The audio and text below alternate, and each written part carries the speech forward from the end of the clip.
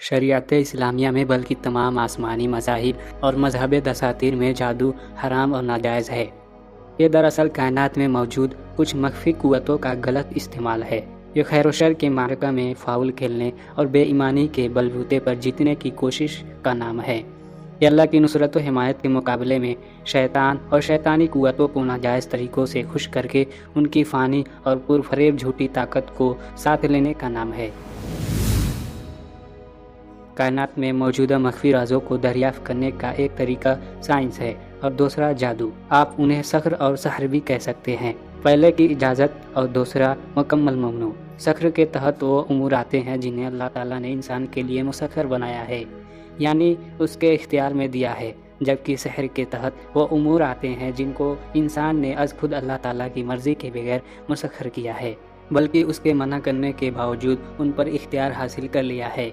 इन दोनों के माबैन वही फ़र्क है जो काबिल फ़रोख्त व ख़रीद अशिया और वो अशिया जिनका हुसूल दरामद बरामद ख़रीद व फ़रोख्त ममनू है के माबैन होता है। यहूदी दोनों में मुसाबकत ले जाने की सरतोड़ कोशिश कर रहे हैं। साइंस में नोबल इनाम जीतने की तरह यहूद के माहिरीन सफलियात जादू में भी यदे तूला रखते हैं। दुनिया भर में इस फ़न में उनकी मुमताज़ हैसियत की वजह उनकी एतकादी नजासत और बदबातनी है।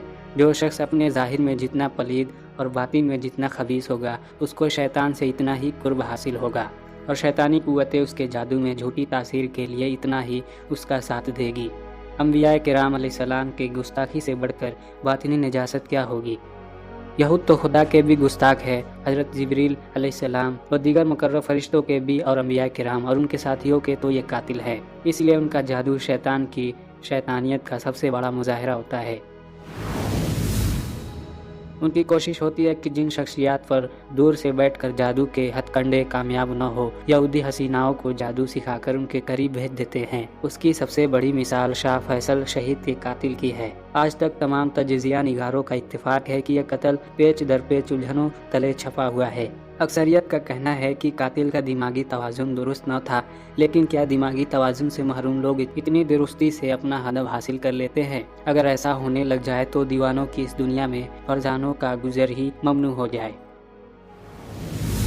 शाह फैसल का ये भतीजा 25 मार्च 1975 ईस्वी को ट्रांस की सी कैफियत में था। यह उस जादूगर यहूदी हसीना का क्या धरा था जो उससे अमेरिका में तालीम के दौरान टकराई थी और अपनी एक झलक दिखाकर उसको ऐसा दीवाना बना गई कि वो उसके विसाल के लिए हर मुश्किल से मुश्किल शर्त पूरी करने पर आमादा था। हत्ता कि अपने उस चचा को भी कत्ल करने पर तैयार था जो न सिर्फ उसके खानदान का मुमताज़ तरीन फ़र्द था, बल्कि पूरे आलम इस्लाम के लिए वफादार दोस्त, मुशफ़िक़ बाप और सराफ़ा हमदर्द था।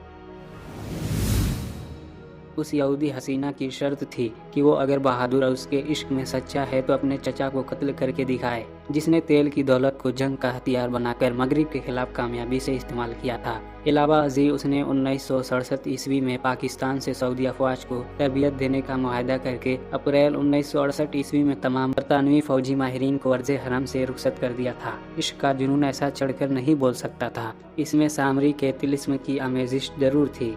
तमाम यानी शाहिदीन का कहना है और तमाम मुबस्सिरीन का इत्तेफाक है कि कातिल उस दिन नींद मदहोशी की कैफियत में था जब अपनी ज़िंदगी का सबसे बड़ा शैतानी काम करने जा रहा था। न सिर्फ उसने आलम इस्लाम को एक जर्री हुक्मरान से महरूम किया, बल्कि उसे वो हसीना भी फिर कभी नज़र न आई जिसने सहरी सफलियात और जहनी तस्खीर के दीगर हथकंडों के बलबूते पर यह रज़ील तरीन हरकत करने पर उसे एक बेबस मामूल रोबोट की तरह आमादा कर लिया था। जादू और एम के अल्ट्रा के इम्तिजाज की एक और बदतरीन और अफसोसनाक तरीन मिसाल है।